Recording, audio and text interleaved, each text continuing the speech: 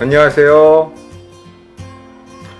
오늘 여러분과 또 이야기를 나누고자 합니다.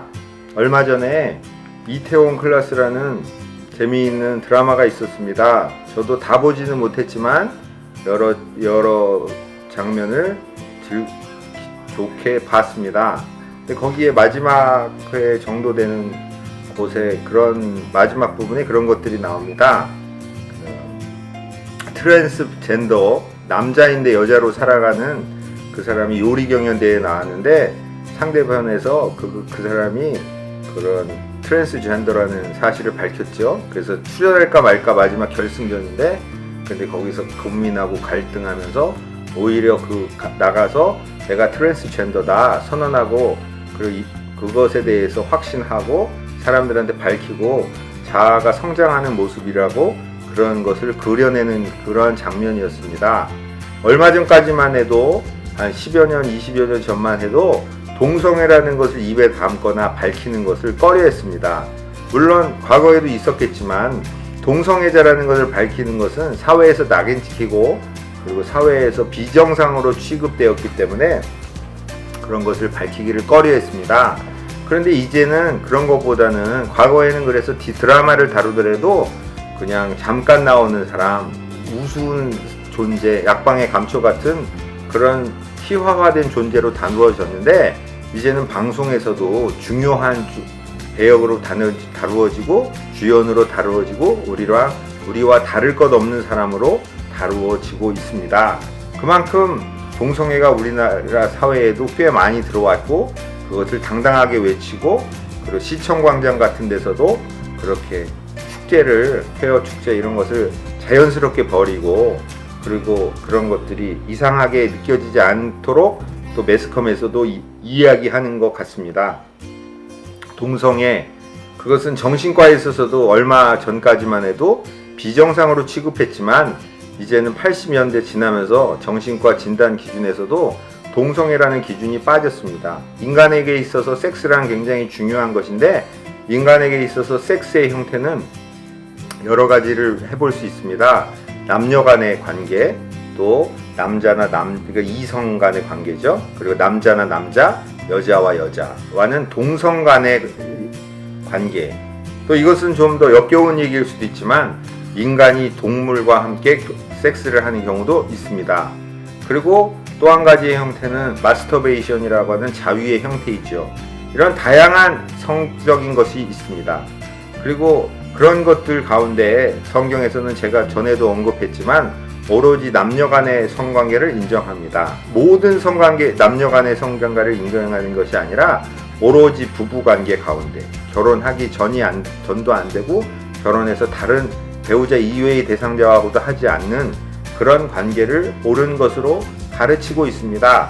그리고 다른 것은 다 옳지 못한 것으로 가르치고 있습니다.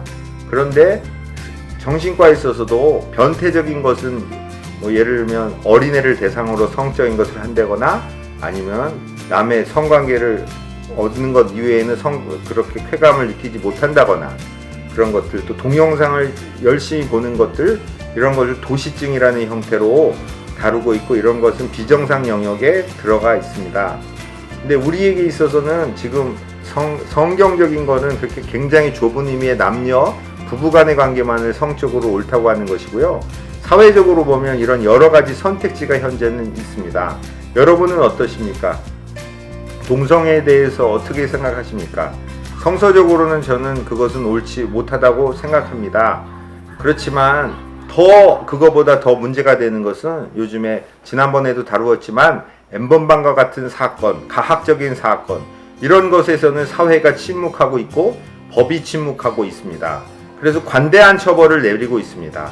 또 그거보다 더한 것은요, 우리가 우리나라를 보면 섹스공화국이다 이런 말을 하기에 부족함이 없는 나라인 것 같아요. 우리나라는 눈 뜨면 어떤 시골에 가도 교회에 네온 쌓인 빨간 십자가, 흰 십자가 많은 반면 그거와 못지않는 그런 몸을 파는 곳이 존재합니다. 유흥업소가 존재합니다. 전 나라가 그런 사창가와 같은 곳입니다. 티켓다방 같은 곳은요, 면 소재제도 얼마든지 있고요.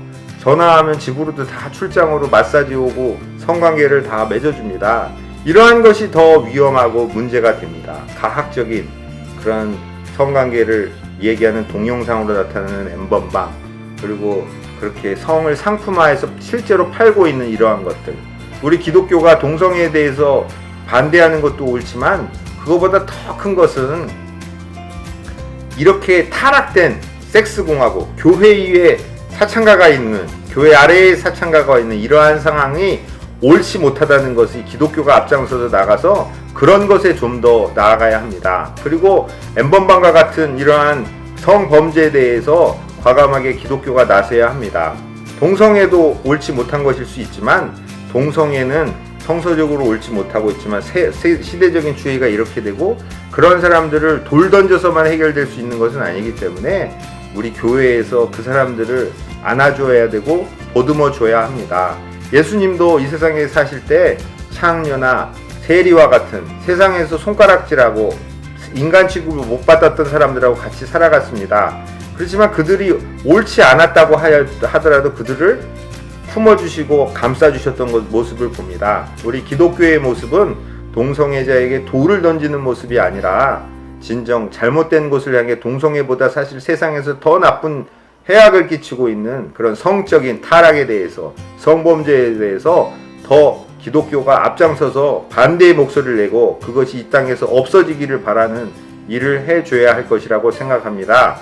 동성애인만이 모인 교회도 있다고 제가 들었습니다. 이것이 쉽지 못한 문제이지만 그들을 배척하고 교회 밖에서 내쫓기보다는 그들을 예수의 사랑으로 잘 다듬어주고 그들을 이해하려는 노력을 기울여지고, 그렇게 할 때 우리 한국의 교회가 좀 더 세상 사람들에게 소통하고 세상 사람들을 이해하는 곳이 될 것이라고 생각합니다. 오늘 여기까지 여러분과 함께 생각을 나눠봤습니다.